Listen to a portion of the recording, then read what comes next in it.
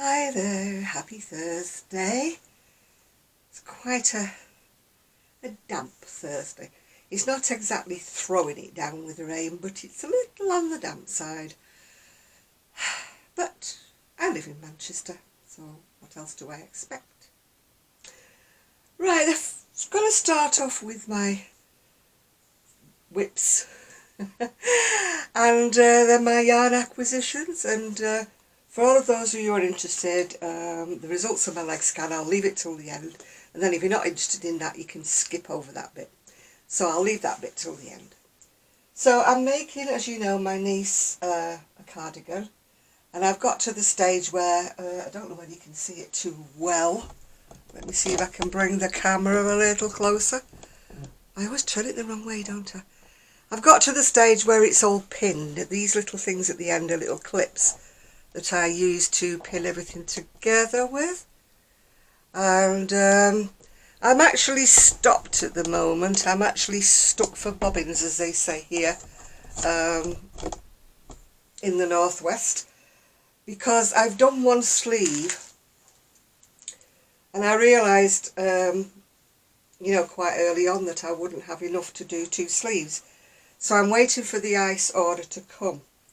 I could actually start the second sleeve because I do have a ball and a little bit.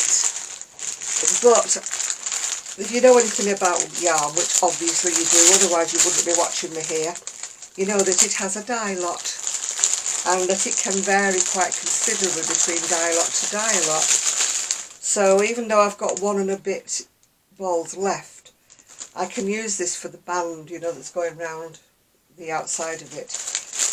Because just in case when the yarn does arrive, it's a little bit late, probably. Oh, I'm tearing my pattern now. It's a bit sticky on the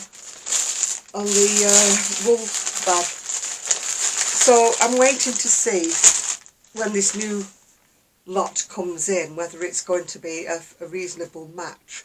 Because I'd rather do a complete sleeve in a different, slightly different dye lot, rather than, you know, get halfway up a sleeve and break it, and then you get a distinct line, don't you, where it is. The pattern is still the same one. It's a sheet that I bought off eBay, and it was from out of the People's Friend crochet, well, their crochet bit out of their magazine. So I doubt that anybody would be able to get a hold of it unless you see a copy somewhere or other. So if anybody wants one, I'm sorry I can't help you. One of the questions was what cardigan did I have on the last video I made. It was a pattern by Doris Chan from her Everyday Crochet book. It's one I've done many, many times. I can't remember its actual name. But the yarn I made it in was King Cole Riot, which is a lovely yarn, beautiful yarn, but I have to admit, I hammer my clothes really badly, and, you know, with knitting and crocheting and things like that, they fluff up, you know, under the arms and down the bust line, and that, unfortunately, is going a little bit fluffy. Maybe if I get one of those gadgets. I'm always so scared of those gadgets that defluff in case they actually cut the thread, and that would really hurt me if it did that. So whilst I've been waiting for the ice yarn order to arrive, I started with some other ice yarn in grey. Why do I keep going the wrong way with it? It's grey. I don't think it's got a name actually. They never do when they're ice yarns. And it doesn't even seem to have a number on it. Oh well. It's Cotton Light, that's all I can tell you. I have got the packet in the other room, so maybe there's a name on it there. So I'm making it, this is a paid for pattern, so you can get one of these. It's called the Envision cardigan, and you can get it on Ravelry. It's by Heidi May in her Velvet Acorn. It's a V-neck cardigan, although you can't see the V-neck. It's only showing the back view. I think there might be a little. Oops, there is a little photograph, if you can see it, that is a V-neck cardigan. It's topped down, so it's in half, well, half double crochet to Americans, half trebles to me, and so far I've just started the yoke bit. I mean, nobody's perfect, as you know, so I got as far as here with the first lot, and then discovered, I kept thinking, this is a bit weird, it's supposed to be a V-neck, it's a funny shape. Carefully looked at said pattern to realise that I should have been increasing every other row at the front. Yes, we all make these silly mistakes. Oh, I know the pattern, I can, oh yeah, skip read, you know. So I'd skip read the pattern and not read the bit where I was supposed to be increasing at the neck edge. So I had to start all over again. So that's as far as I've got now. I'd got that far before last night, so I was kind of a little bit annoyed with myself for not reading the pattern properly. Oh, you got me knots there, haven't you? I must say this yarn has not had knots in it, it's just had breaks in it. And one of them was when I'd only just started, the first one. It just came to an end. I'm crocheting away then. I thought, oh, came to an end. So I thought, maybe it's just one off, you know. Then no, it happened again. So, you know, it's very unusual for ice. I don't usually get problems like that, just like breaks in the yarn. They weren't even a knot, they were just a break. Just came to an end. So I've got more darning in to do than I wanted to, because I wasn't going to undo a whole row again, just to get rid of a knot. Yes, I do tie knots. I don't trust these Russian join things or whatever. Or these fancy little knots where you pull them tight and no. Works on some yarns, and the Russian knot, I believe, works wonderful on wool. But anything like cotton or anything like that that's got a mind of its own will just slide apart. Come undone. Yes. So anyway, the interesting part of the video, well, in my mind, is not one but 2 packages from Hobbii. I was a bit confused when it kept telling me there was 2 packets on the way, and I'm like, but I've only put 1 order in, why have I got 2 packets? Anyway, they must have split it. Maybe it's cheaper that way if they split it, so I don't know what's going to be in this one. I sort of remember what I've ordered, but it was some Hobbii cotton that was on offer for £8.80 for 10 balls. It's not organic cotton, it's just cotton. And again, it's the 4-ply to me, probably fingering to you. But that made it 88p for a ball, which I thought was absolutely fantastic value. And, you know, I couldn't let that go, you know, even though I'm so poor this month, but I couldn't let it go. It's, does it have a name? Maybe it says a name on here, on the little packing note. I'll have a look what it says. Oh, Nature it's called. 001. It's cotton yarn. Has it got an opening? It has got an opening. So I can show you. So it's We Love Yarn, it's called. And it's like a biscuit colour, a natural colour. If I get too close you can't see the colour, can you? It's a very nice, it's like almost like a raw cotton, but it's kind of spun. Doesn't look like it's going to be any trouble to crochet. You know, some cotton splits, doesn't it? But this one doesn't look as though it's going to. It's machine washable, but it's not tumble dryable, which a lot of cottons aren't, because if you tumble dry a cotton, it does tend to shrink a wee bit. That's what I find anyway. I found out the hard way on a couple of occasions, so now I don't tumble dry anything that's cotton. Well, t-shirts and stuff like that, yeah. But I mean, I'm talking about crochet or knitted cotton. I sort of just pull them into shape and let them dry naturally.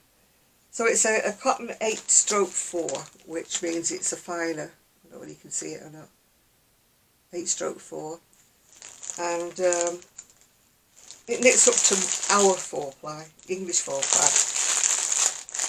British 4-ply I should say, not just English, and I think it's fingering in the US. And the other colour in this package is black. I've ordered 10 of each because you had to buy the whole package. It was £8.80 for the whole package, so that's what I bought. And then of course there's a bit of postage on top of that, so it'll be more than 88p. But it'll still be around about £1 a ball, even if you add the postage on. Yeah, it's still the same. We love yarn. It's in black. I know you're all shuddering. Black? But I'm in the fortunate position with being retired. I can actually crochet black during the daylight, you know. And I've also got a very strong craft light, which I could not live without. You know, people who crochet in the gathering gloom, I don't know how you do it. And talking about gloom, I've noticed some people's videos lately are very, very dark. You can't see anything at all. The videos are so dark. I stopped watching them because, you know, you can't see anything. All you can see is a big dark shadow. So if you're making videos, will you please check your lighting? Yeah? It does help when we're trying to watch it. Right, let's have a look what's in this second packet. Ooh, this has got the interesting colours in. This has got, well, I call it pale blue. Let's see what they call it. Yeah, they do. They call it Blue 005. Again, it's a very, very pale blue with a slight sort of hint of grey, really. But it is blue. Again, it's I Love Yarn, and it's actually showing more blue on the monitor, you know, than it is in real life. It's a very dusty blue, if you know what I'm talking about. These muted shades rather than baby blue. It's not a baby blue, it's more like a muted shade.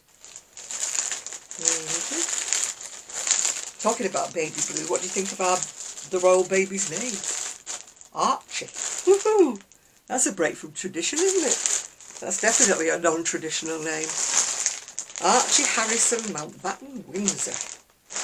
That's a good name to go to bed with, isn't it?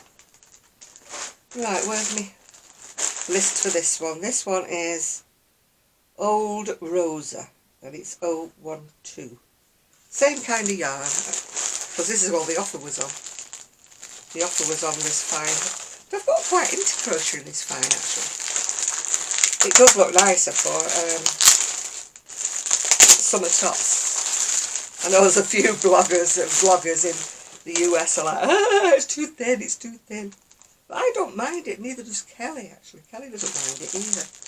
It's a very, again, it's looking slightly pinker on the video, but it's a definitely muted old rose colour. Is that better? That's better colour, I think, even though I'm going further away. It's definitely a muted rose colour. So I'm quite excited, but I need to finish these, what I'm crocheting off first, because, you know, these are my niece's very late birthday presents. Their actual birthdays were the 2nd and the 3rd of April, but I was busy doing something else and didn't have time, you know, to do them then. I was finishing the cape off and different things. Oh, I still have not. I've taken the photographs of my little bolleros and things. I'm very, very pleased with the quality of the photos, you know, from this new camera. Very, very pleased with that, but still haven't listed them. I need to measure them, because everybody wants to know the actual measurements of anything, don't they? They are quite small sizes, I will say that. So if you're a larger lady, they probably won't be for yourself. But I do get asked a lot of times, why do you always make big things? So I thought, well, I'll have a change.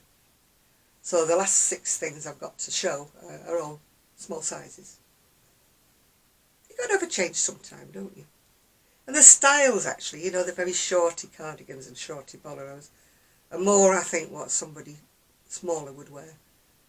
I mean, for example, you know, I'd have to adapt them for myself, you know what I mean? I don't mind a shorty cardigan, but I do like it to come on, well, to the waist almost. That's my idea of a shorty cardigan. Excuse me. But a lot of the young ones wear them like just short, just under the bust, don't they? I mean, I might be maligning you. You might be an older person who likes to wear them just under the bust, but by and large, the size they are and everything, I think they're more teenager, early 20s, maybe 30s, something in that region. But you'll see them when they get posted. So, still haven't altered my sign. I keep saying I'm going to alter it, don't I? That say it's like different things each week, but I don't get around to it. I am, as you probably worked out, rather lazy with respect to things like that. Still have not done the ironing. I have attempted it, but at the moment I'm trying to finish these things off to get them off to my nieces. And when I've got my mind set on something like that, I'm a bit obsessive. It's like every minute of every day I want to do this to finish it off. I was a bit like that with the cape. But of course I hit that snag where I had to take 8 rows back. Then I hit the snag with this grey cardigan where I had to take this back to the neck hole and start again. So, yeah. Well, that's the yarny acquisitions over with. I'm not crocheting as fast. When I look at some of the people that I watch, you know, their videos, they are churning out crochet for fun. I'm thinking, where do I go wrong? I think it's my arthritis that's slowing me down. The actual length of time I'm taking to do anything is slowed down. Whereas at one time I used to be able to crochet like the wind, you know, but not anymore. I have to slow down, otherwise my hands start to hurt and ache. I mean, we were on Saturday Night Live, we were talking about the different, you know, pressure gloves and different things like that. And I've actually ordered another pair that's just like for the thumb, because my thumb is the main one, just for the thumb area, and it's got magnets in. Now it might be just a gimmick, but I'll let you know when they arrive and I try them out, that maybe the magnets work. I tell you, I'm a sucker for anything that gets advertised. I'm terrible. I will never be rich because I go, ooh, look, ooh, they sound like a good idea. Ooh, yes, get some of those. And then I bring them home and think, they don't work that well, actually. Yeah. I mean, the only thing that work well are my great big strap things that's got metal down the side. But they fasten with Velcro across and they keep my hands a bit rigid. But they'll do wonders for my thumb area and my wrists. But I can't crochet because the yarn sticks all over the Velcro. So you would have to put another pair of gloves like on top of these, you know, Velcro things, and then even then you'd only have your little fingers sticking out. Whereas I tend to crochet with the whole of my hand by the way I hold the hook. Anyway, we'll get on to the next part. So if you don't want to know about my leg, time to switch off. Yeah, okay. I got a message, I think I said, that I had to ring the GP on Tuesday. And she proceeds to tell me that, oh, it's just a little cyst that they're showing in your leg. It shouldn't be giving you all that pain. There's nothing much they'll do about it because you're diabetic, and if you had a little operation on it, you might have a bigger scar, or it may not heal because you're a diabetic, blah, de blah, and because of your age and that. And I'm like, whoa, thank God. I'm being a little bit ageist here, you know, I think I've got plenty of years left. So I just said, I'm sorry. I said, I'm not accepting that. I said, I'm in so much pain. In fact, before I rang the surgery this morning, I had an hour of really stabbing pain. I am not a wimp. I've had a spinal operation, and for 3 days after the operation, the morphine wasn't going into the drip. So I had 3 days after a spinal operation with no pain medication. So if I can get through that, I can get through anything. Yeah. So I said, no, I'm not happy with that. I said, you know, if it's a cyst, it must be pressing on a nerve or something. And she's going, well, it's ever such a small cyst, or it looks like that on the... Anyway, I persuaded her that I wasn't going to leave it at that, and she kept saying, well, just keep rubbing on this gel that the doctor's given you. And I said, oh yeah, I'll carry on rubbing the gel. As you know, I've got bright red legs because I've got like phlebitis and what have you got, poor circulation. So the gel actually sets my skin off, really irritates my skin, so it goes absolute flame red when I put this stuff on it. So I explained that to her. I said, look, I'm not being funny, but it's just killing me when I do that. It gives me restless legs and it just hurts like hell. So anyway, the up and bottom and top and bottom of it is I've been booked in to see another of the GPs who specialises in cysts and things like that. But it's not till the 30th. She said, I'm afraid it's not till the 30th of May. I said, I've waited 2.5 years for somebody to diagnose what's wrong with this leg. I said, another few days won't make any difference. Book me in. So she goes, well, you can ring up on the day and all that. I said, but you're telling me I need to see this one particular GP. So I'd rather book in now. So I've got to be up. She said to me, you can have one for 7:15. 7:15? The only 7:15 I see is at the end of the day, not the beginning. Might actually be awake at 7:15, but not fully dressed and out the door. No way. So I've got to have one at 8:50, which is a little bit more civilised, isn't it? So I know nothing really, which is no surprise because I wasn't expecting them to say, yes, we know what it is, it's so-and-so. So I want his opinion, if he's more qualified into things like that. I want his opinion, and if he doesn't know what, then I want him to send me to see a specialist that specialises in. See, I keep going the wrong way. I've got a piece of hair hanging down, and I'm going to the wrong ear. It's back to front, this camera. So anyway, I hope he sends me somewhere and I can get to the bottom of this, because I'm not prepared to go through more years with this stabbing pain, because it stops me dead in my tracks. I got it again this morning. Gigi had just arrived, you know, and I'm like... And you know when you're trying to think, concentrate on something else. Concentrate on, you know, think about something different. I've tried all these strategies they tell you, like at the pain clinic, you know. Don't concentrate on the pain, you know, concentrate on something else. Very difficult to do when your legs go ba-ding, ba-ding, ba-ding. So, you know, that, I can understand the theory behind that. You know, you're telling your brain to release endorphins, aren't you? But somehow my brain doesn't listen. It doesn't release any endorphins, it just wants to go ba-ding, ba-ding. So anyway, that's where I'm up to at the moment. No flipping nearer. So I just keep on crocheting, you fool. Maybe do some ironing. Ha, ha, ha, ha, ha. If you knew me, you would know how hilarious that is. I've been doing this ironing for about 2 years. I just iron a few things and I never get to the bottom of them. It's going to be a complete mystery when I get to the bottom of this box. I'll be like, oh, don't remember having that top. Oh, don't remember that skirt. Oh, dearie me. And I think that's all I've got to say to you. I'm way behind with videos still. Still am watching, you know, some people's videos because what they're making is interesting to me.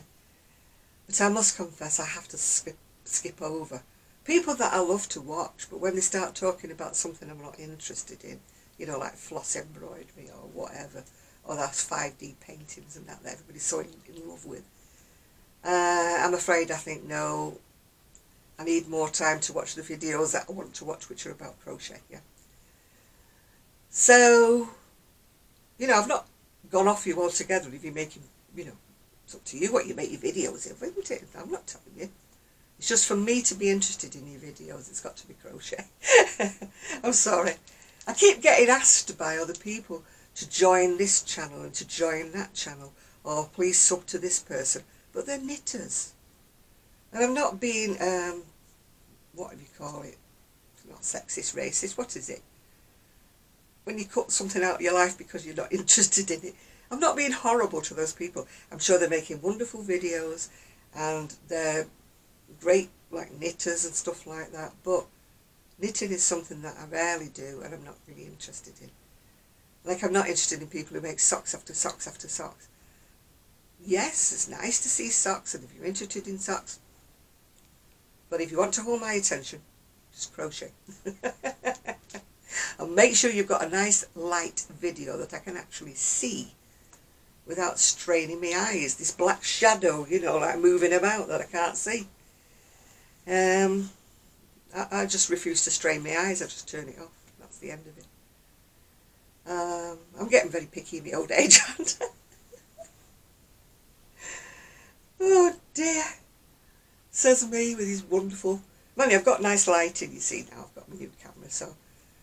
Yeah, but I just don't understand when people watch their videos back. Why they don't see how dark they are.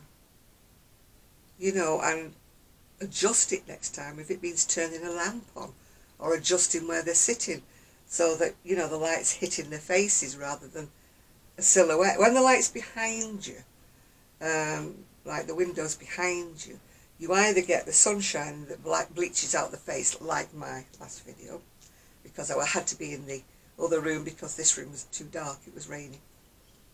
Or they sit with the window behind them, so they're like in a shadow, so you can't see the face at all. So they're talking away, and occasionally if they move like that, you see a little glimpse of their face, and then it's back into shadow again. So if you're one of those people, please look at your own video and change where the lighting is. I mean, I was very, very bad about lighting when I first started vlogging years back. And people kept saying to me, like, you know, we can't see you because you've got the lighting wrong. But I did take it on board. I did take the criticism. I'm big enough to take criticism. If people say your sound's wrong, your light's wrong, and that, you know, it's something that I will address. Because it's not something that I willingly just, well, I'm just going to do it anyway and I don't care what people think. That's not me at all. I've had some very, very good constructive criticism. I mean, some of the criticism is a bit, yeah, like, we can't hear you for the birds tweeting or something, you know. I mean, hey, I don't have any control over nature. I can't, when I go outside, I can't tell the birds to stop tweeting, can I? And I don't have any control over lawnmowers suddenly starting up and that. There are certain things that are out of your control. And like Gigi barking when he sees the postman, you know, those are things that are out of my control. But by and large, I do take on board if somebody says to me, well, I liked your video, but blah de blah de blah. As long as they're okay. I mean, there's one or two great people with lovely videos that are having a lot of negativity and criticism, and I'm like, what is wrong with people? I mean, I watch the videos and I think, well, I can't see anything wrong with their videos. Why do people have to nitpick, you know? And, you know, I feel like writing underneath saying, what's your problem? You know, why are you picking on her? What's the problem? You know? Yeah. I mean, some people, yeah, I can understand why they get picked on, because some of the videos are a bit, you know. But by and large, most of the ones I watch are very interesting videos and everything like that, so I cannot understand some of the negative comments that they're getting. Let's all be nice. It's a crochet community. Let's all be nice to one another. We want no... Well, I try to keep my videos fairly bland, if you know what I mean. I don't introduce anything that might be controversial and anything that other people of different races, religions and politics would find offensive. So, you know, I try to keep my, you know, personal opinions out of this video, because to me it's a crochet video. I'm not on here to start, you know, banging my drum about anything in particular, you know. I just let the world go past me and by me. Maybe I just sit on the fence, I don't know. I'm a great fence sitter. You know, I can't decide which way I want to go, whether the grass is greener on the other side or green on my side, you know. I'm a great And I'm a great procrastinator, you know.